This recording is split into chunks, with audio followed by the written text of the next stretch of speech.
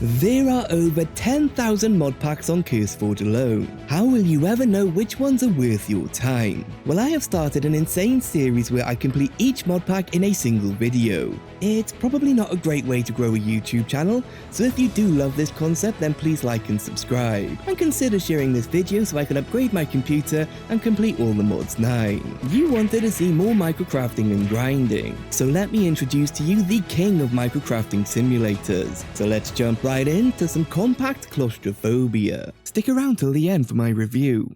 We start our life in a bedrock box. There is no escape. We can only go deeper. So using our personal shrinking device, we can enter our very first tiny machine. We need to live in this tiny 3x3x3 space for the foreseeable future, so every block placement is important. If we punch walls as if to try and escape, we'll get ourselves some dirt and gravel dust. It also deals some damage to us, and that's because we just punched a wall.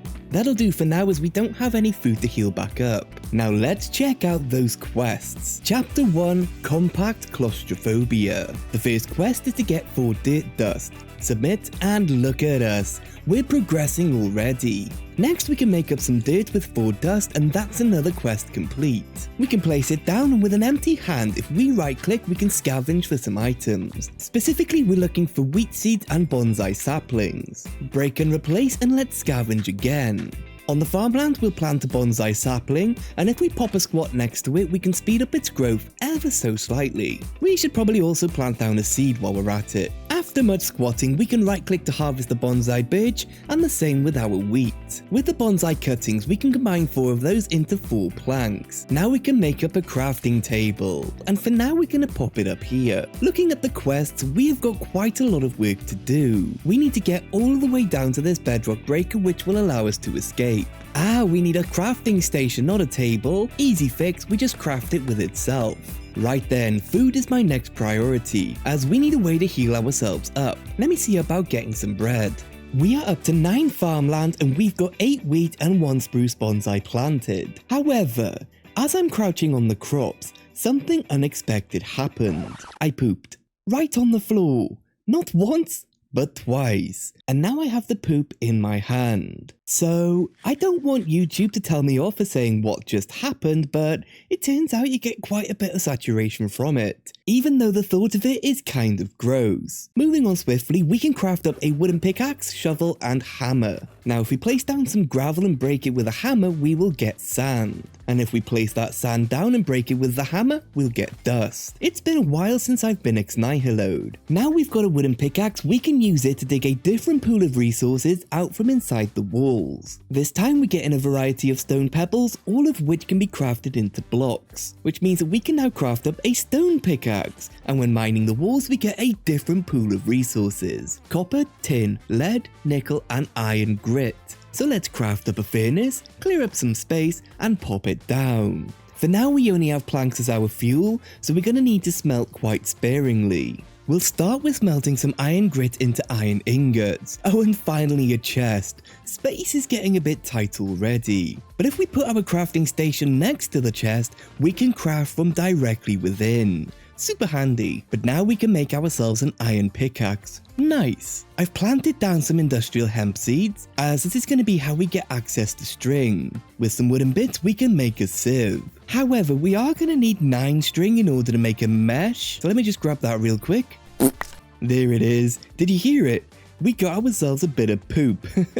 9 string later we can make ourselves a string mesh. Using dust on here, we have an infinitely small chance of getting a sulfur or a bone meal. Using a wooden hammer on cobble will give us gravel, and then I decided to sift this gravel to get the sulfur and bone meal, instead of first turning it into dust. Whoopsies, and then I turned my remaining cobble into gravel, and I did it again like a fool. I really gotta learn to read at this point, as it's kind of embarrassing to watch. Let's move on and make a wooden barrel, because the quest told us to. Oh, it's dust! It's always been dust. Silly me. We got a sulfur. Nice. We're going to upgrade to a flint mesh and then an iron mesh, as soon we are going to need aluminum. One last thing we can do is pop down a crucible and fill it with wheat seeds. This is going to give us water. While we wait for that, I'm going to go ahead and get a bunch of cobblestone for all of the sands that we are going to need next. Alright, welcome back. So I went ahead and got a bunch of sand, and the easiest way to do it is with an iron hammer. This has access to vein mine, which is activated if we break the items while sneaking. I am really feeling the claustrophobic aspect right about now. If we sift this sand with our new iron mesh, which I have triple checked is correct,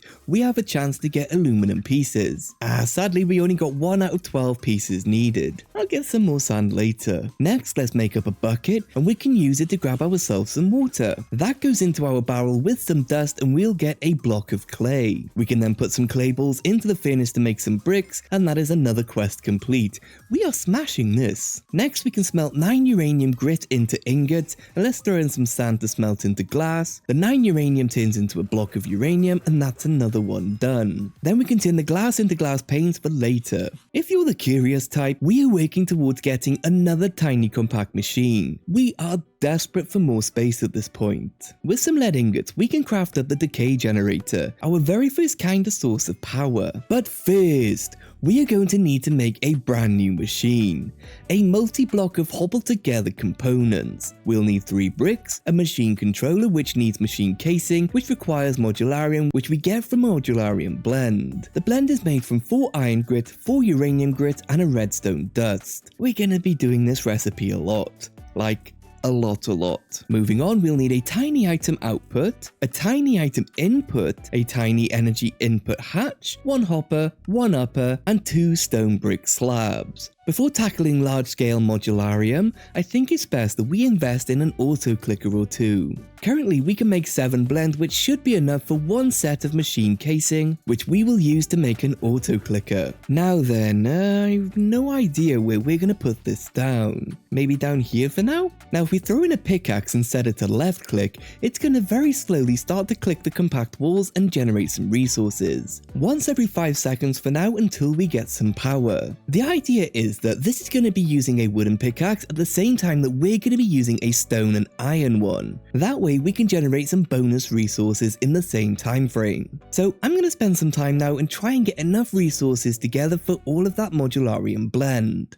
My friends, I just worked out a little cheaty life hack that's going to give us a bunch more storage space, and I am so excited to share it with you. Our room is looking awfully tidy now, but before I show you how, let's quickly sift this red sand and see if we can get some more aluminum pieces. And the red sand we get from using a hammer on crushed granite. That's better, now I can see what I'm doing. 3 more pieces, these odds are brutal, I'm not gonna lie. Okay, so storage. We only had this 1 chest and it was full. Oh, and I went ahead and made the bits for the machine, more on that shortly, but 1 chest of space is bad.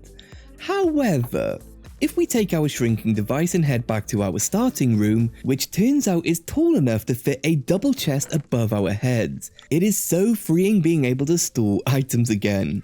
A little cheeky, but I'm okay with it as it's something that everyone can do. Now it's important to know that you can change your spawning point in your compact machines by crouching and right clicking with your shrinking device. That way you don't accidentally spawn inside a block that you've already placed down and die. If you get stuck in a death loop, your machine will always be inaccessible and it's likely game over for you. I'll show you a trick later on for making sure that that can't happen to you. I then decided to try for some more aluminum pieces again, and for some reason I started using gravel. What is wrong with me? At least I didn't waste too much gravel before checking. That's another 4 pieces, so just 4 to go later on. But I'm out of cobblestone, so you know what time it is. It is wall banging time. Woo! Alrighty then. That's a nice amount of cobble to keep us going, shifting K to combine them all quickly, and it's back to making sand for those aluminum pieces so we can finally move on and make our new machine. Come on game, don't embarrass me in front of my friends. Where is that aluminum?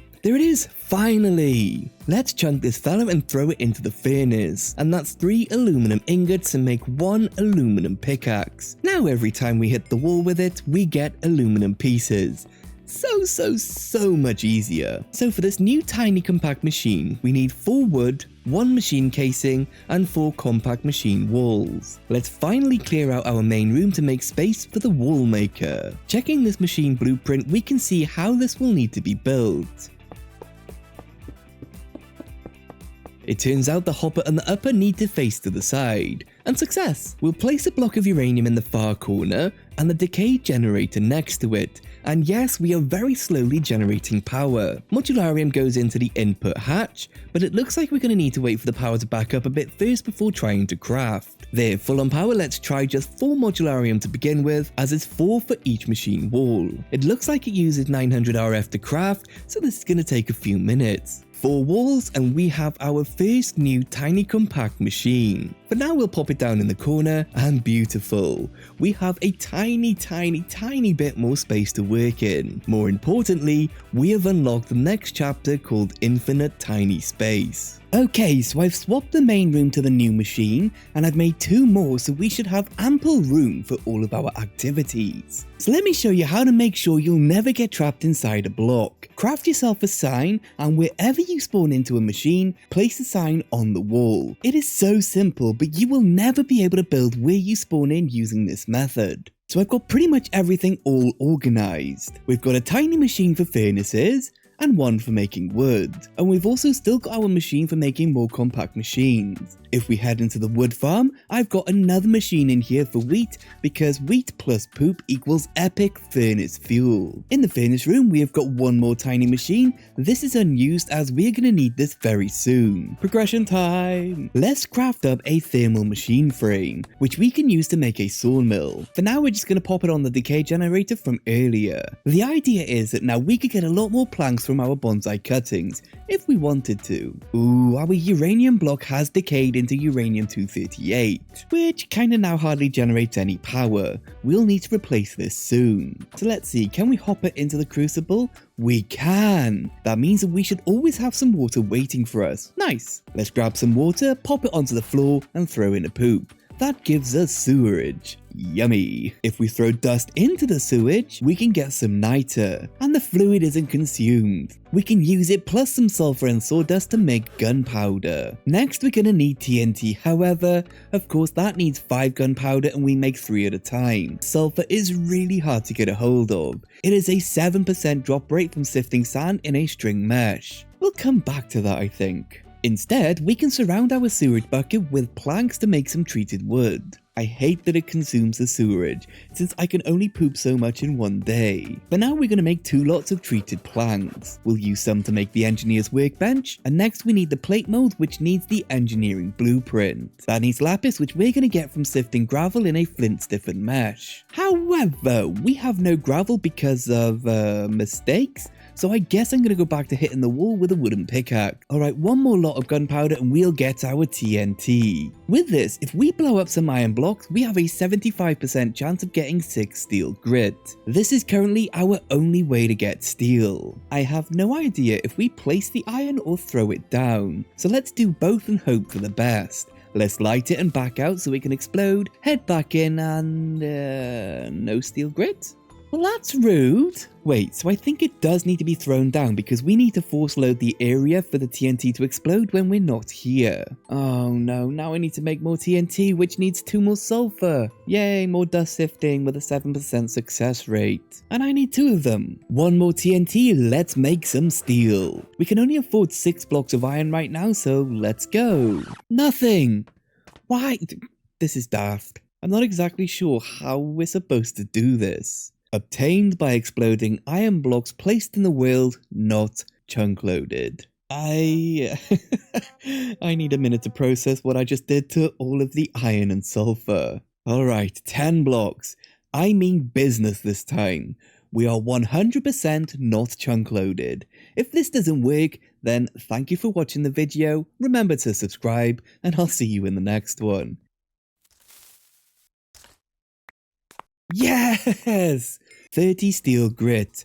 The moral of this story is to definitely read the quest descriptions. Steel picks are going to get us a bunch of new resources including lapis and quartz. So let's make one up and as always start hitting that wall. We've got the lapis for the blueprints, but how on earth do we get paper? Gonna be honest, I have no idea how we're getting sugarcane, since JEI shows that you just need it to make more. Oh, that's easier. 4 sawdust and 1 bucket of water for 2 paper. And no, I am not willing to disclose how long it took me to see that. That's 1 engineer's blueprint. Throw that into the engineer's table with some steel plates and wire cutters, and we can make the plate mold. Nice! We are working towards the metal press. However, next we need to work on some better power, using this thermoelectric generator it seems. They need constantan, which we're going to get from the blend, which is made from 1 nickel and 1 copper dust. That is reasonably simple. I like it. However, again, now we need a butt ton of copper to make all of these coil blocks. So again, I must leave you to hit the wall. Thrilling gameplay, that's for sure. So it turns out there was a sugarcane seed. You get it from sifting dirt with a string mesh. So at least we have sugarcane, which we're going to need very soon. Well, now actually, because we're going to turn this paper into pressed off by dropping it into sewage. It consumes the fluid, so it is a 1-to-1 ratio, and we need 3 pressed off for 1 leather, which is sad because I'm almost out of poop. Though if I install the suggested toggle crouch mod, I think we have a better chance of getting poop while we AFK, so I'm probably going to do that soon. For now though, I just need 1 more poop to continue, so while I crouch I'll spend some more time hitting the wall to at least get some more resources. Almost heaven. West Virginia. Alright, I don't think I can poop anymore. Maybe it matters what block I'm standing on? All of the other times that I have pooped, I have been stood on dirt, so maybe that's the key. Country road. Okay, it's been 7 minutes. I don't think this works either. The poop, it just ain't happening. Maybe I'm just shy. I'll spend some time squatting on the farm, so at least I can get some resources while we wait for the poop. Farmland. That was the pooping answer. Plus the toggle crouch mod, we now have a decent amount of the stuff. The way it works is, on the left you can see that we have sneak toggled. Pressing G takes crouching back to normal. So now we can just AFK anytime we need a little more poop. Now we can make that last pressed off and we have ourselves a leather. We need that for the metal press. We'll need 1 heavy engineering block, 1 piston, 2 conveyor belts which, need 3 leather. We'll need 1 redstone engineering block and 2 steel scaffolding. We're out of steel, so we're gonna need to blow up some more iron. Who's ready to build a metal press? We are getting so close now to that next size compact machine, so let's craft. We can smelt some lead real quick, and yeah, it's getting very claustrophobic yet again. That's because I semi-automated a clicker. It's hitting the wall back there and the drops are going into a hopper, and then into this wooden storage crate in the corner, and it's filling up nicely. We've also got a hopper then that feeds some pickaxes into said clicker. Hidden right in the corner, we have got our last spare compact machine. And yes, we are abusing the fact that chests aren't a full block, we really need to at this point. Anyway, those 2 lead ingots will let us make some leadstone flux ducts, and we're ready to make a metal press. Now, since we cannot afford a manual, I gotta try and build this from memory. Nope, try again. There it is! Nice! The flux duct will let us now run power to it from a thermoelectric generator. Now the painful part. We need to press down a tiny compact machine into tiny machine pieces. 4 of those will let us craft a small compact machine. Sadly, I misread and only made 2 tiny machines, so we're gonna need 2 more. And that means even more modularium. There we go, 2 more machines. So let's add in a plate mold, throw in a tiny machine, wait patiently, and success. 1 tiny machine piece. 3 more, and my friends, that is quest complete. I am so excited for this. We still need 4 more machine walls, and we have enough modularium for 2, of course we do.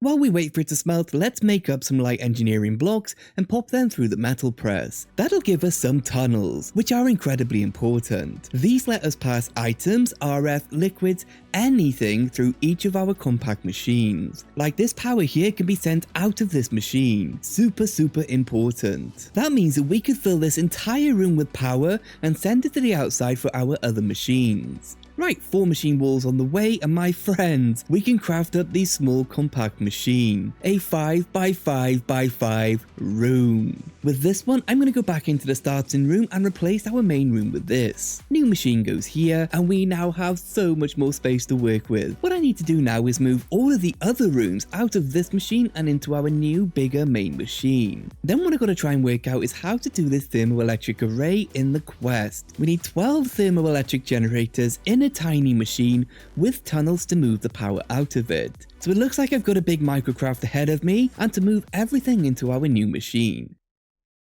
Okay, I'll be the first to admit that I spent far longer than I should have sorting things out, but I'm happy with where we are in this progression. Let me show you around real quick and then we're building the immersive engineering crusher. I made some more small machines because space is so useful to have, but first let me show off power. 12 generators, 12 water sources and 12 uranium blocks, all feeding into a central flux duct with a tunnel on the top and the bottom. Those tunnels allow us to send that power to wherever we need it. Next we've got the compact wall maker, nothing new there. Our first small machine is ready for today's build. In the corner we have our farmland for wood, but the one I am most proud of is in the center. We needed a ton of uranium and iron for all the modularium, so I set up a much bigger version of the semi-automated auto clicker. The biggest change is that we are now powering these so we can click a bit faster. We have a large storage for pickaxes, and a blast from the past, this is old Minecraft, so we have to alternate chests with trap chests in order to place them together. Right, that's enough of that, let's make a crusher.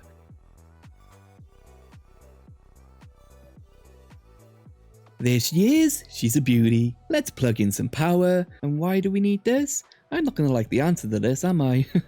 If we just happen to throw in a small compact machine, we will get one small machine piece. Spoiler alert, I already knew this, so I made 4 more small compact machines. Please work. It's spinning, that's good. One small machine piece. Let's throw in the rest and that's all 4. Nice. Oh dang it, I need even more machine walls. Modularium blend, smelt, wall maker, done. All this so we can now craft up a normal compact machine. A 9 by 9 by 9 room. Amazing. But now that we've got this, we can actually plant a regular sapling to get regular logs and leaves. To get a sapling, we just hydrate a bonsai sapling in some water and boom, spruce sapling. Then dirt in the center, sapling on top, and I have no idea if crouching's gonna help. Bone meal should definitely help. Or not? Maybe spruce doesn't work and it does need to be oak instead. Yeah, it needed to be oak for it to work, so I'm gonna farm up a bunch of logs now and I'll catch you all very shortly. Okay, so checking out the quest book, I'm trying to work out where we need to go next. I think setting up coal coke is probably going to be a good idea, using the logs that I've just gathered. Things look a little different, and because I hate myself, I went through the torturous task of making a second normal machine. I've turned some of the logs into charcoal ready for coal coke, and I've had to add even more storage to our clicker room because we were completely full of items that we really don't need that much of. Over in the tree room, I have been farming logs, and I've tried to automate it with clickers and failed. These boron spaxel hoes can break leaves and logs in one hit. But we need a little more tech in order to make this work, I think. It was worth a shot. Right then, let's make up some bricks, and I'm also going to chuck in some quartz to smelt into silicon. We'll need that later. With the bricks, we can make up 27 coke bricks. We can build it into a 3x3x3 multi-block, tap with a hammer, and we have our first of very many coke ovens. Charcoal goes in, and very slowly, it turns into one piece of coal coke. Slowly. Did I mention that it's slow? Yeah, we're eventually going to want a ton of coke ovens running, since to make 1 hop graphite dust we need to put 8 coke dust into a squeezer, which is made from 8 coal coke. Oh dear. I guess we can build the squeezer while we wait. Oh, and we finally invested in the book. We need steel scaffolding, fluid pipes, redstone and light engineering blocks, wooden barrels, pistons and steel fences. Seems easy enough. That's our first coal coke. Yay, I guess? Pro tip, it's actually a little cheaper to make the components in the engineer's workbench, especially when you're a little light on steel ingots. Alright, let's build a squeezer. Boop. That's one industrial squeezer. So let's pop in a tunnel and we can power this fella on. Now we just need to wait for at least 8 coal coke to produce. Invigorating. Number 8, let's chuck this into our crusher. That gives us 8 coke dust that goes into the squeezer, and we have got 1 hop graphite dust. That goes into the furnace to make an ingot. Oh no, we need to blow it up. 20% chance to get 1 diamond nugget. Why is this? We need so many nuggets for tech and gadgets. Okay, there's one more quest line to follow right now, and it's getting blaze rods. If we light a little fire, throw in some steel rods, they'll convert into blaze rods. Respectably kind. We can then pop down a stone barrel with an integrated dynamic squeezer facing into it with a button next to that. We can throw in 1 blaze powder and do a little jumping. Press the button to unsqueeze and we now have a way to make lava. Bouncy, bouncy, bouncy. 4 iterations and we have ourselves 1 bucket's worth of forbidden soup. Adding in a redstone dust will convert it into 1 piece of netherrack. Whoa, that is indeed a big quest. The one that we have been waiting for to let us automate logs. Though it does suggest using phytogrow and we just have no way of getting that easily right now. Oh, I've just remembered that the blast furnace exists, which will get us steel. Yeah, we definitely gonna need one of these. It needs blaze powder and nether bricks. That's a lot of steel rod burning, but a worthy investment. Right, I have my list of things to get done. I will see you in a little bit. Actually, real quick before we cut, if you need obsidian, we can just place water on top of this lava barrel and it'll convert over. A nice easy way to get obsidian. Okay, I'll see you soon. We have auto trees. Kind of. We've got 4 auto clickers, each with a boron spaxel hoe. We've got one over here placing saplings. The weird bit is these 2 NOT gates, which somehow disable the redstone when a tree is grown, activating the clickers. But everything is collected by a accumulator and dumped into a strongbox. I've managed to squeeze in 1 more coke oven and it's sort of automated. A hopper can pull out of the bottom of a coke oven, which puts coke dust and creosote buckets into the chest. Pro tip, make yourself a jerry can. It holds 10 buckets of creosote oil, so you need to be here less often to deal with that nonsense. Then a hopper in the top just for the charcoal to go into. It's still very slow, but it runs while we're off doing other things. Also went ahead and built the improved blast furnace. I just want to say that I never want to have to make netherrack again. Plus I forgot it needed the coal coke in order to actually work. Oh well. Oh, and you can also craft up treated wood with the jerry can, which is another reason you should get one. So we've got 6 hop graphite ingots, 7 in total. Let's throw them next to some TNT. This is so cursed. Oh, it worked. We now have 3 diamond nuggets. That was only a few hours worth of work to get. Totally great payoff. I'm fine. Not really much we can do right now, so let's see about upgrading our room size again and getting the melter. It has been a hot minute since I last played with NuclearCraft. Oh no, I'm scared that we're going to need 4 normal machines. I can't microcraft anymore. It is soul destroying. For the melter, we'll need machine chassis, which is tough alloy ingots, which can be made in an alloy furnace with ferroboron alloy and lithium. Ferroboron is steel ingots and boron in another alloy furnace. We need basic plating, which is lead and graphite dust. Oh dear. Let me get some bits together and work this out. That wasn't that bad really. In a manufactory, we pop in some charcoal, that makes pulverized charcoal. That then goes back into the manufactory to make the graphite dust. We combine 2 of those with 2 lead and we get basic plating. That was what we were missing for the alloy furnace, which is now what we have here. Boron dust and steel ingots are making ferroboron alloy. That is alloyed again with lithium dust and we finally have some tough alloy ingots. And that is 1 advanced plating. We just need to do that a few more times, and not too long later we are ready to progress. And once again we're getting incredibly claustrophobic. But now we have a magma crucible, a melter, and an ingot former. I also went a little bit mad in the coke machine,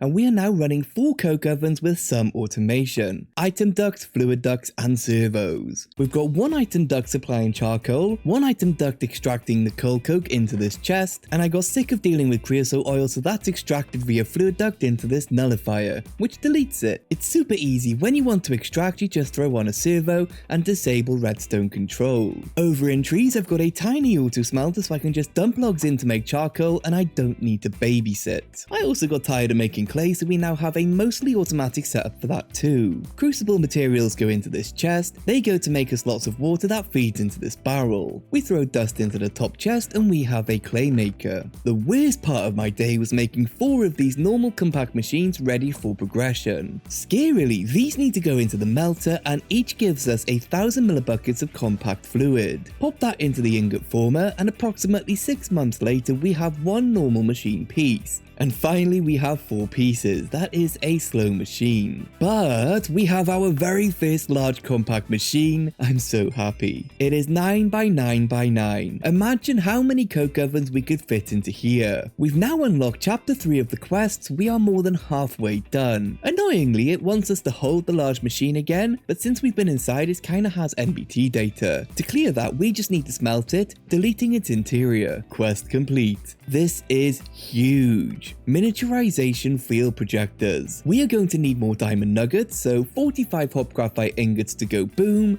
and we get 10 nuggets. That sucked. Enough for the projectors at least. We can place these on each wall of our large machine like this. I'm excited. Iron block, redstone dust, throw redstone at it. It's gonna shrink down into compact machine walls.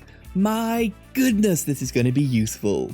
Getting more of the large machines is going to be a little bit quicker now, skipping out almost all of the modularium. We'll need more large rooms in order to set up the fusion and fission reactors. But next I want to work out how to get ender pearls. 26 obsidian and a redstone block. Obsidian is still a bit tricky to get. Let me tidy up and let's see if we can work this out. Okay, so we've got enough for one ender pearl, but there's going to be an automated way to do this. However, we can now use it in an amazing way. We can lay down a foundation of compact machine walls, gold block in the center, and surround it with more walls. Throw in an ender pearl. This is why I'm so excited. It was so quick to get the walls, we just need to work out obsidian. But we just made one normal compact machine. It's taken the time between 1 and 2 hours to literally a few minutes. No more shall we need to do this craft 1,000 times a day. For obsidian, the quest suggests a crucible, which turns blocks into lava. For the blocks, we're going to make this cobblestone generator, which is surprisingly cheap. So we'll use lava for heat, crucible on top, cobble generator on top of that. This block is great as it actually pushes cobble to any inventory that touches it. And much like before, we can take the lava into a barrel with water above to make obsidian, which we can then extract with a pipe or hopper. Hooray! We have slow automated obsidian. So the next main quest wants us to make a giant compact machine. However, to get the glitch machine pieces, we're going to need a pressure poop injector. This thing, with these items. Goodness me. 32 buckets of poop for each glitch machine. We're going to need to make our own sewage. We can get it by throwing pulped bioblend into sewage, which triples its poop value. Pulped bioblend is made from biomass and sawdust. Biomass is made from plants and veggies in a sawmill. I thought we were done with poop, but I was wrong. Let me see what I can hobble together. Alright, we have been pushing forward as fast as possible, but really, we kind of need to take a few steps back. While progression is great, we have failed to automate pretty much anything. I am spending so much time microcrafting, it's driving me a bit mad. So changes have been made. Investment has been made into something that should have been done as soon as we got diamonds. Firstly, our main room is now a large compact machine because space is important. But we now have a refined storage system. Many diamonds were spent, but pro tip, the 16K storage discs don't require any diamonds to make, so stock up. I have been missing having access to storage drawers, but then I noticed that Thermal has these caches, which basically do the same thing. They store 20,000 of any item and can be upgraded to hold more. Now I've made a list of what we currently need to try and automate, starting with auto clickers. We need to try and automate the creation of new pickaxes to get large quantities of automated ores. We need to automate sewage, and this is my initial test for how it could be done. If we combine sewage with pulp bioblend in the fluid transposer, we can get the 3 poops. It outputs to a cache and is sent over to some watered barrels. That converts to sewage and is sent back around to make more poop. It should be a poop positive system, but it's a little bit slow. But back to the list, we also need to automate clay and obsidian. Cobblestone can at least now be done with the generators, and we can also do sand and dust automation. The dust can apparently be made in a pulverizer. We need to finish off the wood automation to replenish the spaxel hose, then take those logs and automate coal coke. Moving items around will be so much easier now we have refined storage. It's just expensive on the diamonds. Of course, we still need to automate pulp bioblend, which I think we're going to make from sugarcane because sugar's going to be useful later. Would I say that this is a long list of things we need to automate? Yes. Is it everything we're going to need to automate? Probably not. So with refined storage acquired, I need to AFK for some more hop graphite ingots to make the diamonds. I guess I'll see you in a few days, months or years, and I may try and automate some of the other bits on the list while we wait. Progress has been made. Kinda. Let me show you the upgraded poop making design. This jankiness right here is full automation of sewage and poop. Exactly the same system as I showed you earlier, but scaled up. So far 396 extra poop and the bonus sewage is being stored in a tank connected to refined storage. The newest part is how we are making that bio blend. We've got a sequential fabricator, which is essentially an auto crafter. Just make sure you install the pattern validation augment. Now sawdust isn't quite automated yet, but we did have tons in storage, so we're kind of using that first. We're getting the bio blend from putting sugarcane through a sawmill. The sugarcane is being grown upstairs in as many garden closures as I could fit in. So for now at least, we are going to tick off poop and sewerage as I kind of think this is done. And that's all I've kind of automated from the list so far. But we have invested in a nuclear furnace. It uses uranium grit as fuel and is super quick to smelt items. Pro tip, using a rock crusher with some granite will give you a bunch of sulfur, so TNT is no longer a chore to make. Speaking of TNT, the reason that I hit record is it's time to blow up some more hop graphite ingots, as we're kind of out of diamonds again. A stack and a half gave us 18. I hate this so much. The problem is exporters. They are 1 diamond nugget each and we need so many of them to continue. Also crafters from refined storage, so useful but so expensive. At least patterns are nice and affordable. Well, with diamonds exploded, it's time for me to get back to work. Much time has passed, but let's first do a quick boom for a ton of hop graphite. We get 67 nuggets, that feels more successful. Now you may notice that there's a few suspicious items in the inventory. That's because we are going to be building a fission reactor in just a moment. But first, this is our new mining machine. Incredibly simple. We export pickaxes with a crafting card and import all of the dust to refined storage with importers. Those are then stored upstairs in the main room where we have a bunch of caches and redstone furnaces. It's not running right now as we don't have enough power, but we're going to fix that very soon. The squeezer is now automated, we export the coke dust and we have an external storage for the hop dust. The crusher has the same story, except refined storage wouldn't export directly, so using flux ducts is a workaround. Now brace yourself for coal coke. I went a bit overboard because of how slow it is. It's a little insane, but it's the same duct automation that we were using previously, just on a much larger scale. In a large room, you can fit 18 coke ovens, and it still doesn't seem like we have enough. Again, we're all hooked up with refined storage. Pro tip, have a cobblestone generator that makes cobble accessible to refined storage. We're gonna need it for a ton of things moving forward. Also make a satchel, as it's just bonus inventory space for things like tools, pipes and upgrades. Alright, enough dilly-dallying about, let's build ourselves a nuclear craft reactor. On screen now, I'm showing you a screenshot of what we're gonna be building from leu235.com. It's an awesome website where you put in all of your stats and what coolers you want to use, and it'll build you the best reactor pattern. This reactor is gonna generate 12,000 RF per tick. Should be enough for most of what we needed for now. So we've got the 5x5x5 interior, then following the pattern on the website we can place in our coolers. Then we just surround everything with fission reactor casings. Fission controller can go here, it shows as a complete reactor. So now we just work on fuel. We need to make LEU-235, which combines 1 uranium-235 and 8 uranium-238, both of which we can get from uranium grit in an isotope separator. However, as expected, that requires more steel than we currently have, so please hold.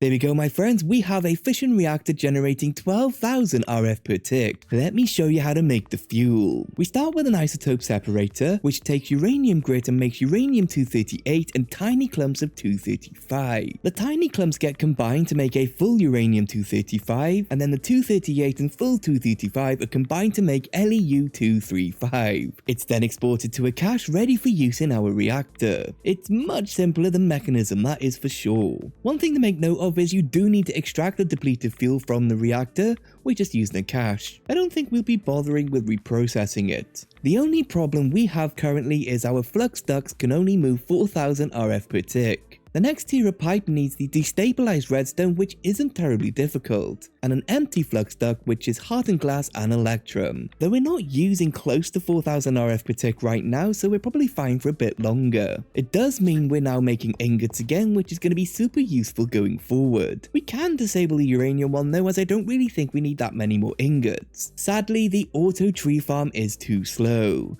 so that's what we're going to fix next. Firstly, I don't think we need this manual smelter anymore, so we're going to go from this to this. Almost the same, but hopefully more efficient and less likely to break. Instead of not using phytogrow, I've installed a watering can to this clicker that will hopefully speed up the tree growth. But this can is facing down with a sneak right click, and below we have an infinite water source. Trees are growing a bit quicker, so I guess it's working. We're still picking up with the accumulator, but now we're sending the items to caches. Saplings are sent back to the main clicker, then sawdust and logs are hooked up to refined storage. Now over in this cube, we have got the poop injector, and it's hooked up to our sewage, so yes, should be full of sewage. We'll be needing this weird machine very soon. We've got 4 out of 6 large rooms, technically one here too, but it is still a bunch of microcrafting to make them. Normal rooms need ender pearls, which need obsidian, so let me just make 1 or 2 more large rooms and we can glitch these things out and unlock the giant size room. My friends,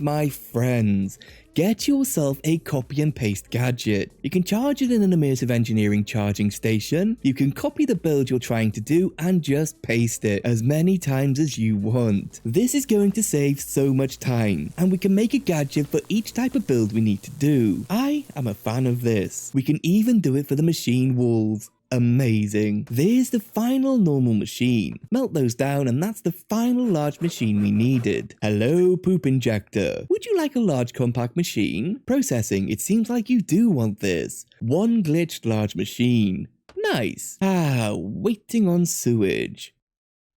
6 glitched large machines. It's upgrading time. So a glitch goes in the center bottom with a machine casing in the center. Surrounding that with the remaining glitched machines, and the rest of the space it's machine casing. Throw in an ender pearl and now we wait. And wait. And wait. Until finally, my friends, 1 giant compact machine. Quest complete. Look at the size of this thing. Oh, turns out for the 5x5 shrinking, we need the maximum size machine. Whoopsies. Now for some reason, I grinded out another giant machine, but I have no idea why. Yeah, we didn't need another one. I thought we did because this current one was going to be used for the 5x5 crafting. I'm sure it's going to come in handy anyway. Like right now, I have done the math, and we need 4 more of these giant machines for the maximum compact machine. That means 24 more large machines, which is 96 normal machines. So that means at least 120 ender pearls, which is 3,100 obsidian. It also means that we need around the same amount of machine walls. Ouch. I have a complaint. I'm trying to work out how we could automate this projector, right? Detecting when a block is here to auto drop the pearl or redstone. We know that one craft has a redstone block in the center, right? That's going to output a redstone signal through the block on the outside. We can detect when that's there and then drop the pearl. So let's just place... Oh, invalid block in field. It breaks. What if we send a redstone signal through the corner block and read it on the side? Nope. Looks like nothing can be placed around the orange field. How frustrating. Maybe we can go above then, and use a button to activate the dropper instead. Let's test. Yeah, that works. Slightly more manual than I wanted, but at least we can still stay stood in one spot. And I guess we can use the accumulator to pick up the finished craft. So let me show you how we're automating obsidian, as it's a little bit extreme. We are using 10 reinforced magma crucibles. All have got reception coils in to speed them up, and each use 600 RF per tick. In the center, we have got an igneous extruder that is fed the lava to make obsidian. The water is fed by this infinite water source block from nuclear craft. And we currently have 500 obsidian. So let's see if this works. Press the button, it starts the craft and is picked up. Then we can paste again, press the button, and it starts. I have got a very boring evening ahead of me, especially since I also need to do the machine walls. I guess I'm having a movie night.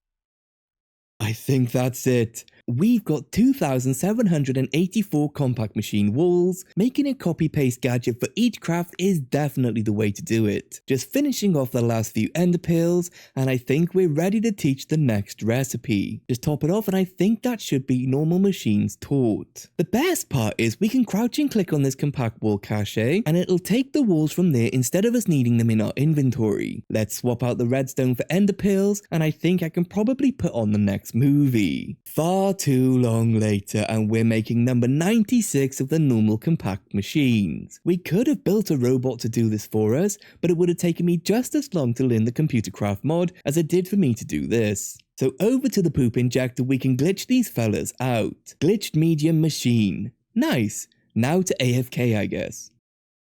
Don't worry, I caught that mistake before it was far too late. There's one more step we need to do before we can throw it into here. That could have been bad. So I did have to go and make 2 more normal machines because I made 2 glitch medium machines and they are useless. But these fellas first need to go into the melter, not the poop injector. Whoopsies. Normal machine pieces, that's better. Then finally we can make the giant compact machines, and these are so slow to shrink. How small do you really need to go, buddy? It is so silly. Paste in the next giant machine and oh, it can't paste in the machine casing. That's annoying. I guess we'll need to manually build each one. That sucks. Now these definitely go into the poop injector, and now all we do is wait on that sewage to generate. And that is 6 glitched giant machines. It's built exactly the same way as the normal machine crafts. Throw in an ender pearl. That is what I call a very slow progress bar. It's done! It's finally done! Quest complete. Oh my goodness, it is huge. We now have 5 by 5 by 5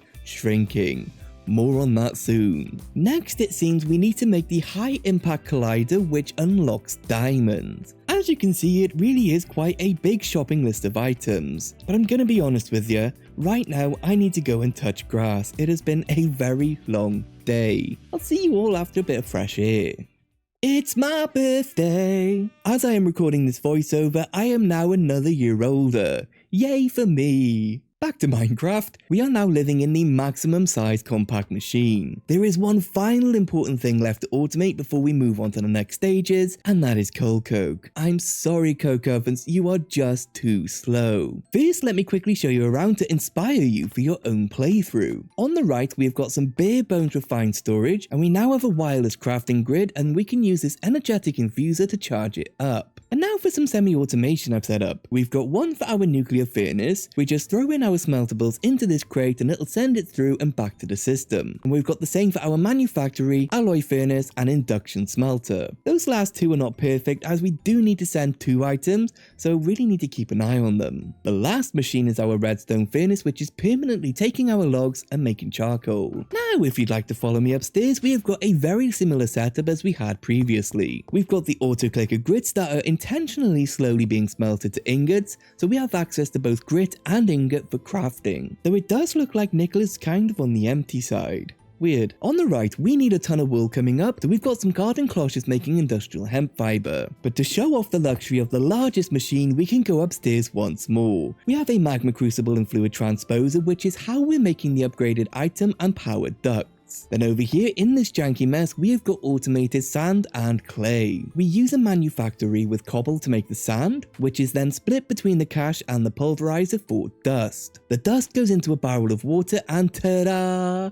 Automated clay. Finally, we have automated netherrack. Using a magma crucible to make the lava, make sure you use a hardened fluid duct, otherwise the pipe will explode. But lava into barrel, we export the redstone, ta-da, netherrack. I didn't want 20,000 of it though, so we store it in a crate. Oh, and one other thing, we have now doubled up how many miners we have, and honestly, we should probably add even more. So, this is the recipe we are using for coal coke. 1 charcoal equals 1 coke. If we take a look at the coal coke from thermal, however, we can turn 1 regular coal into coke using the redstone furnace with a pyrolytic conversion augment. Getting coal, however, is quite an involved process. If we make a pressurizer, we can turn 1 graphite dust into coal. Graphite dust is made in a manufactory from pulverized charcoal, and that's made in another manufactory from charcoal. Now the coal coke will still need to be sent through the crusher and the squeezer, so it's still 8 charcoal for 1 hop graphite dust. That is unless we want to build the arc furnace, where we combine 1 dust with hopstitute fiber to make 9 hop graphite ingots. The hopstitute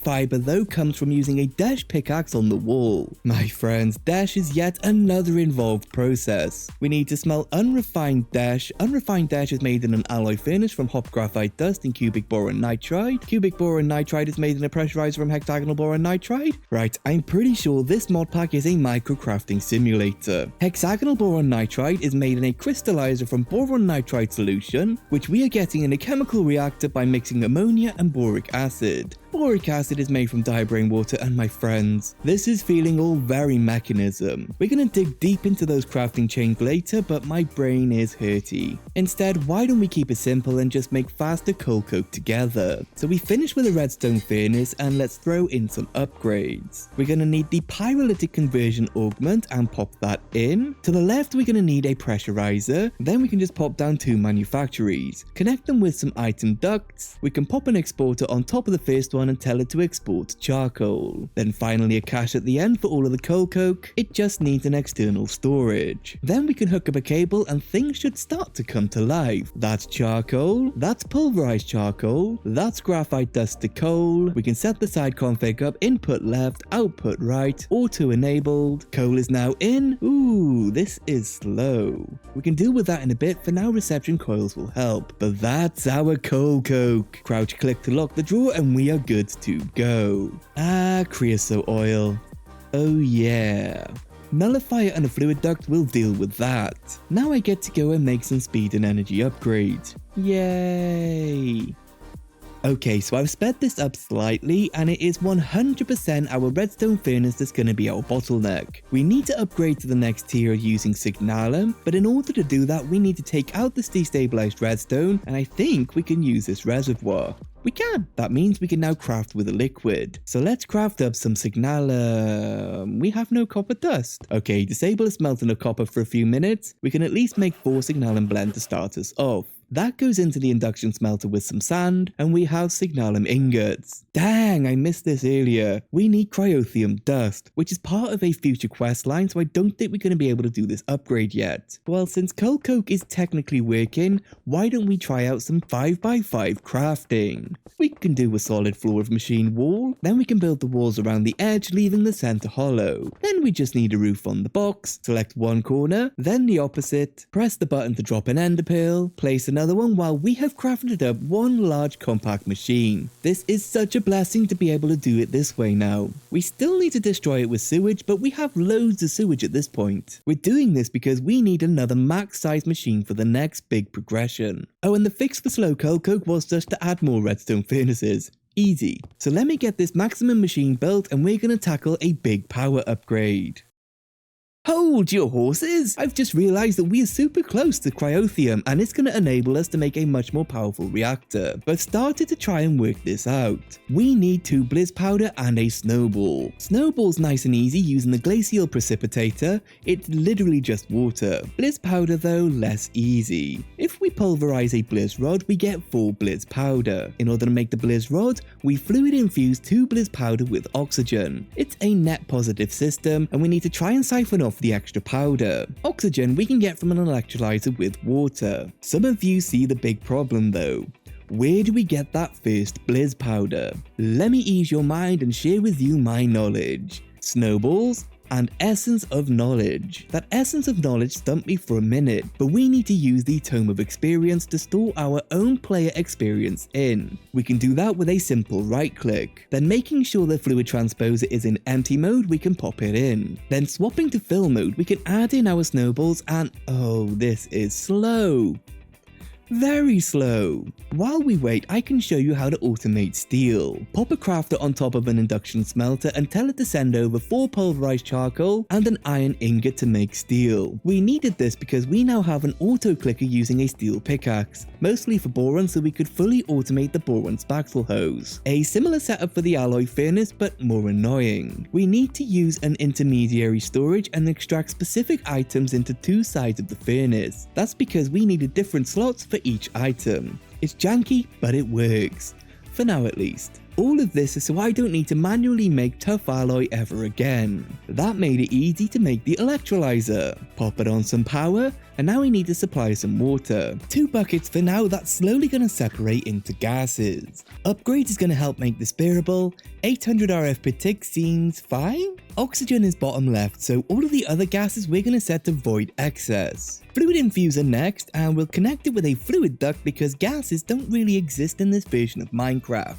Now if we throw in our Blizz powder, that's going to make our Blizz rods and we can work out the cycle. The rod goes into the pulverizer, and after a little logistics, this is what we have. The electrolyzer sends the oxygen over to the fluid infuser. That sends Blizz rods over to our pulverizer, which then splits the Blizz powder between a cache and an infuser. It's been running for a while now, and in that time I think we now have everything for the next reactor. This is the reactor we're going to be building, generating 74,000 RF per tick. We'll need better power cables, but that's a job for future Hobble. As you can see, it requires 326 cryotheum coolers, which we now have made. Well, not me.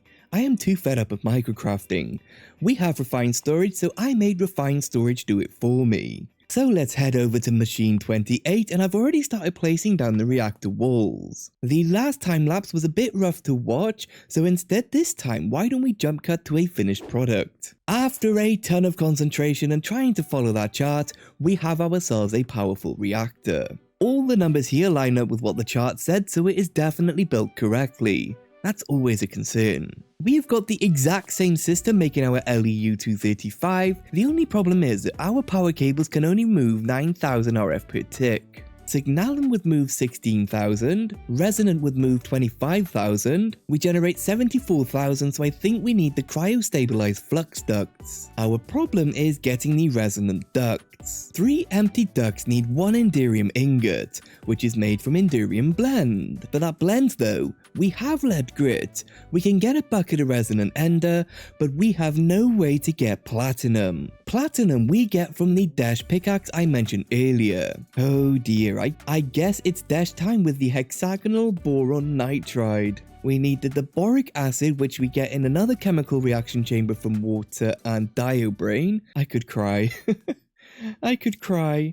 This feels so much like Mechanism. I'm just gonna go bang my head against the wall for a bit and see if I can work this out. And you know what, why don't you go ahead and leave some moral support down in the comments. I'm back and I feel refreshed. This morning I went and set up a brand new compact machine for desch. Since moving power is hard, I have stolen our old reactor to only power this compact machine. It meant that we could speed up the electrolyzer without worrying about everything outside running out of power. This is an energy meter. It's a very handy machine that will tell you how much energy is flowing through it. Very handy information when speeding up machines. I have no idea where to start explaining this mess, so I guess we will start at the beginning. We melt boron dust into molten boron. That goes into a chemical reactor which mixes it with hydrogen gas. When it came to gas, I figured it would be wise to store up the spare oxygen and deuterium in the tanks just in case we need it later. The dedicated reactor meant that we could speed this up to max speed. The hydrogen comes out of the top and mixes with molten boron to make diborane. That mixes with water to make boric acid, into yet another chemical reactor to mix with ammonia. Now ammonia also needed hydrogen to mix with the nitrogen. Nitrogen we get from a nitrogen gas generator, and the hydrogen is split off from our electrolyzer. I hate this so much, but we're almost done. But finally it is off to a crystallizer to make the hexagonal boric nitride. That goes into a pressurizer and boom, we have cubic boron nitride. This is what we combine with hop graphite dust to make the desch. That is why we have a brand new alloy furnace set up to make unrefined desch, and I went ahead and requested 3 so we can send it through the furnace and make ourselves... oh, my bad. We actually need 7 for a desch pickaxe. So that's 2 desch sticks, and now we have 1 desch pickaxe. Nice! If we hit the wall, there it is, we have platinum. We should now be able to make the cryo-stabilized flux ducts after a tedious amount of microcrafting. So let's see, we can combine the platinum dust with a reservoir of resonant ender to make Enderium blend. Finally! 8 for now because resonant ender is still expensive. It's 4 ender pearls per bucket. At least we're up to 22,000 obsidian, so it just costs my time to get more pearls. So we can upgrade our redstone flux ducts to signalum, then to 24 resonant. Combined with electrum and hardened glass, we get empty cryo ducts. Then we just melt down some cryotheum dust in the magma crucible to get the gelid cryotheum. Into the fluid infuser with empty pipes, and my friends, we now know how to transfer infinite power. We just need more ender pearls so I can then redo our whole power supply network. There's no rest for this Minecrafter though. Next we need to build the smallest possible fusion reactor. We need 1 fusion core and 64 fusion electromagnets. So let's teach Refined Storage how to make both. I think these 4 recipes is all we need. Can we make a request for the fusion core? We are missing elite plating, oh no. DU plating is easy. Crystal binder is a mix of calcium sulfate, crushed rhondoscrite, pulverized obsidian, and magnesium. Please, not another mechanism chain. Calcium sulfate, oh no. Calcium sulfate solution, which is made from fluoride water and sulfuric acid. Sulfuric acid we get from water and sulfur trioxide, which is sulfur dioxide, which is sulfur and oxygen. They said that Mechanism couldn't get me in a box world. Mechanism always finds you, and will trioxide your dioxide. Let me get back to you in a bit, okay? We are now fully upgraded to cryo-stabilized flux ducts, and yeah, it took ages, so I hope we now have enough to finish this mod pack. I wish that I had the type of brain that could really work out how to do computer craft robots just to automate ender pearls. But things are running well. We are using 13,000 FE per tick to power everything in here. A lot less than I thought, to be honest. I guess it's because most of our machines aren't actually running full time, as their output is full. Now, instead of working down the chain for calcium sulfate, I think instead we are going to build that arc furnace. It's a big one. He's a 5x5x5, and we are going to need quite a few blocks to make him. We'll also need electrodes, which normally you get from a villager, but we can get the half durability ones from the metal press with the hop graphite ingots. While I get that built, let me ask you a question. Would you like early access to videos before they go live on YouTube, and a fancy Discord role, and behind the scenes community posts? If so, then please consider becoming a channel member down below. Now let's check out that arc furnace. There he is. I told you it was big. We've got some graphite electrodes, let's throw those in and let's see. That's not right. Okay, so it turns out the dust goes in the top right slot, and we have got 18 hop graphite ingots for 2 hop dust. That is incredible. So from the little hop substitute fiber that we had, we've got nearly 2 stacks of ingots. Well, distractions aside, I do think we need to tackle this fusion reactor, which means, yeah, getting the calcium sulfate. We are down to 13 diamond nuggets though, so let's grab some boom and a handful of hop graphite ingots. Annoyingly, we are quite close to making the high impact collider for the 3:1 ratio, but for now we're stuck with a 1:5 chance. Ah well, let's boom 4 stacks. At least TNT is a lot easier to make now. 51, that'll keep us going for a little bit. Though this crafter setup is getting daft and expensive, so I propose that we fix this right now. Each crafter only has 9 pattern slots, which is not enough. So let's grab all of the patterns that we can fit into our inventory and head through to this new compact machine. I think that this is my first time ever using the refined storage multi-block, but it's got an incredible amount of space for patterns. Now I did have to follow a guide to set this up, so that is referenced down in the description. And of course, no, I didn't craft it myself, I taught the system how to do it for me. It's pretty much doing everything for me these days. Patterns for everything imaginable. The last thing we need is a crafting manager, which will allow us to add patterns to every machine that accepts a pattern without physically having to go there, like the nuclear furnace for example. That means I can now continue to make patterns for everything needed for the calcium sulfate. Oh yeah, auto sifting is super easy and the clicker can just right click, it's so simple. Alright, the request has been submitted. We should just about have 1 fusion core. Nice. We're waiting on the fusion electromagnets to craft up. While we wait, let me show you all of the mechanisms of how we make calcium sulfate, just in case you're a visual learner and you need some help working it out. It's a lot less machines than I thought it would be. You start with a melter making molten sulfur. That goes into a chemical reactor with oxygen to make sulfur dioxide. That then combines again with oxygen to make sulfur trioxide. Sulfur trioxide plus water will make sulfuric acid, which combines with the fluorite water to make hydrofluoric acid and calcium sulfate solution. That solution goes into the crystallizer to make calcium sulfate. Lastly, to make that fluorite water, we just fluid enrich crushed fluorite with water. Crushed fluorite is a byproduct of rock crushing diorite. Now, the oxygen we are just exporting from our other electrolyzer system, right here, because this electrolyzer is super fast. So for those electromagnets, we're just waiting on the tough alloy. It's at maximum speed and it is still taking quite some time. 64 fusion electromagnets. Nice! And we get 32 as a quest reward. We're also going to need a neutron irradiator, so let's get that crafting chain started now. Fair play, that didn't take long. The reason that we're doing all of this is for energized glowstone. It is made in a neutron irradiator from destabilized redstone and neutron fluid. Neutron fluid is what we need the fusion reactor for, and we need to work out what fuel we are going to use. I think we need the tritium later for the high-speed collider, so maybe deuterium could work. Although it is 2 buckets of deuterium for 5 millibuckets of neutron fluid. Then again, it's only 10 millibuckets of fluid for the half a bucket of energized glowstone. Or we'll use lithium 6 and 7 since we have 15,000 lithium dust. Who knows, hopefully it's something that I can get worked out. Fusion reactors can explode. Don't ask me how I know that, okay? Just don't ask. So I have no idea if it's being picked up in OBS, but this reactor is humming away its little song as a sign of success. In the center we have our fusion core, and for some reason it started generating power, which it wasn't doing that just now.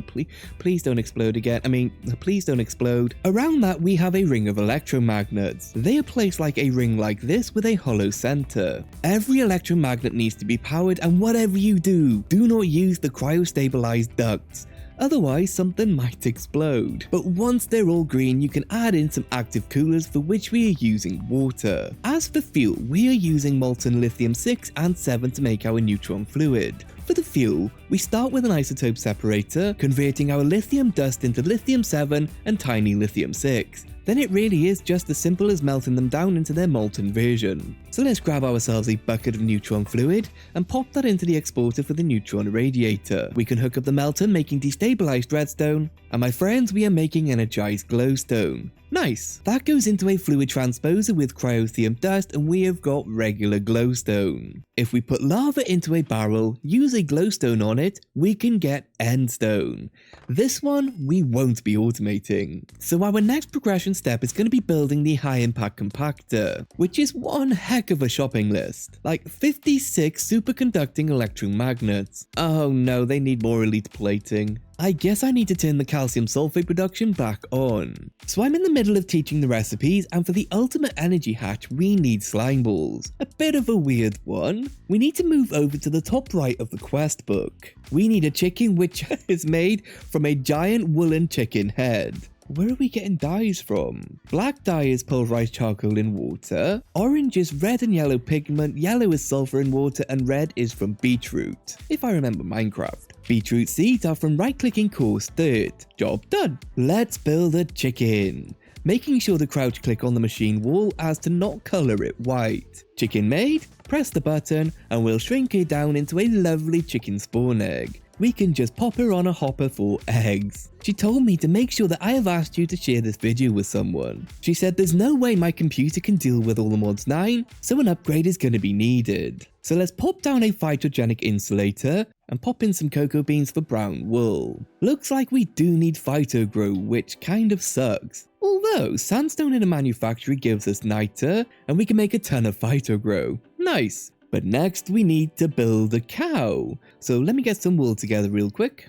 Brown wool and throw an egg. That's one lovely cow spawn egg. Nice. Let's borrow some of her milk and, oh, we need to make a mushroom. And this one uses a wheat seed. nice to mix it up a bit. We can duplicate the mushroom in the isolator, but if we put that milk into a barrel and use the mushroom on it, we get slimy fellas. Cute. This is where we get our slime from. Now we can continue to make the patterns for the compactor. Oh, and it also gives us a slime block. That makes this so much less tedious. Yay. 56 superconducting electromagnets. Request complete.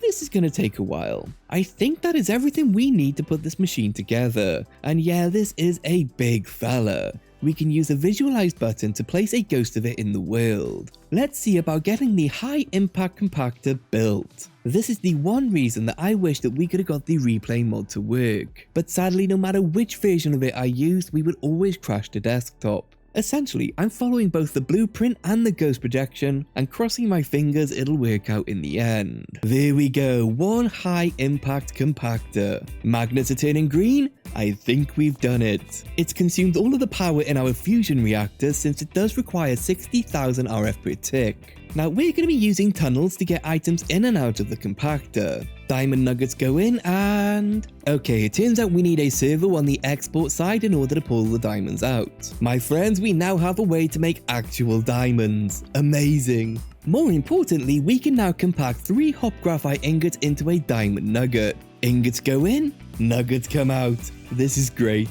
Although it stops because we're now maxed out on power. Oh dear. Okay, so I've wiggled things around and we are now fully using the fusion reactor power. And when it also stops when swapping from ingots to nuggets. That's because I didn't send through an amount divisible by 3. Whoopsies. Once we have 3 diamond blocks, we can make a diamond pickaxe, the hardest pick on a block.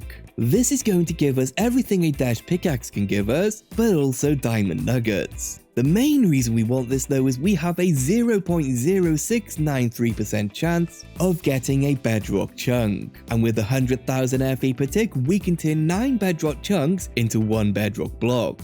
And 3 bedrock blocks makes 1 bedrock pickaxe, and that, my friends, is when we can escape this place.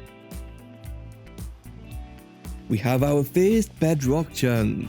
Chunks of concentrated hardness, of course. Yeah, we're still using our main room for all of this, and we have got 4 auto clickers on the go hitting the wall with diamond pickaxes. And now it's literally just a waiting game. We have 3 out of 27 chunks, and I bet that we're gonna get to 26 really fast, and then that last one is gonna take like 10 hours. I can almost guarantee it. Also, 42 diamond nuggets so far. I am curious to see how many we will have in the end. Now, once we have escaped this place, I am going to consider this pack complete. We won't be fighting the Wither or any of the optional quests, and yes, there is space travel in this pack, but it is outside of the premise of escaping claustrophobia, so that's something that we're not really going to be doing. Mostly because I have literally just been to space in my last mod pack, and it has kinda soured the idea of space mods for me, at least for now. Space be empty. These corrupt cubes are mostly parkour, and you don't really want to see me fail parkour for the next 10 minutes of video. Hobble is not very agile. So I'm going to add some more clickers to speed this up and try and work out those power requirements. I'll see you soon. My friends, we have 27 bedrock chunks. Not gonna lie, kinda went mad with auto clickers. We managed to get 474 diamond nuggets in the time it took us to get the chunks. Now, I've had an idea of how we're gonna get 100,000 FE per tick into this machine right here. Every now and then, we can produce over 100,000 power, which is because the fusion reactor now makes 39,000 on top of the 74,000 we had from the fission guy.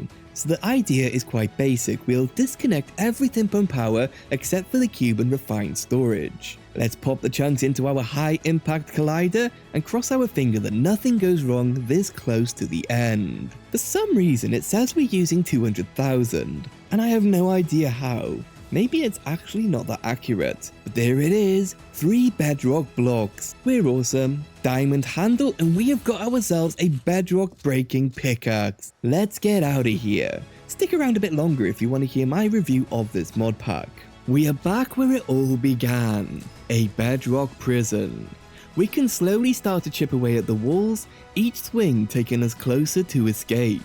There it goes, the outside world. One more bedrock and we are free. Oh, that's a long way down. Well, my friends, that brings us to the end of this mod pack.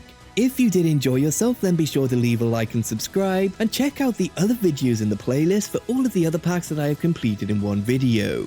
If you have any pack suggestions, let me know down in the comments. Now, there is just one thing left to do. Hobble's review. This mod pack took me 3 times longer to edit than it did to complete. There is an incredible amount of microcrafting involved. It took me 5 days worth of playtime to finish this mod pack, which equals to I think around 15 days in real life. Now for the Hobble score. Difficulty gets 2 stars. That's because if you know how to use JEI, you can easily work out the crafting chains. For progression, we are going all the way up to 4 stars. That's because the quest book absolutely guides you towards endgame and finishing the mod pack. For mod integration, we have got 3 stars. That's because most of the included mods integrate well together, and you pretty much end up using most of the mods included, albeit not in a super inventive way. Repetition, you may guess, is a 1 star, because oh my goodness, there was a ton of repetition. All of those compact machines. Yikes. Endgame is gonna get 2 stars. That's because to finish the main questline, you essentially just AFK for the bedrock clumps. Not really exciting. Innovation, we are going up to 4 stars. That's because the developer had a brilliant idea on how to use the compact machines in a way that I had never thought of. Really cool. Enjoyment, we have got 3 stars. I had a pretty good time playing. The concept was genuinely enjoyable. I think this mod pack would be perfect for those who enjoy digging deep into the crafting chains and really love the microcrafting aspect. And finally, for the time, we are going all of the way up to 4 stars. For me, I am happy when a mod pack takes around a week or 2 to complete, so this hit the sweet spot. It didn't get the 5 stars though because of how much of that time had to be spent AFK, so that brings the overall Hobble score to an above average 58%. Keep in mind that this rating system is brand new, and tweaks are probably going to be made for future mod packs. If I do make changes, I'll update the score in the description. So let me know down in the comments if you agree or disagree with my score, and what score would you give this mod pack. Thank you so much for watching, and I will see you in the next one.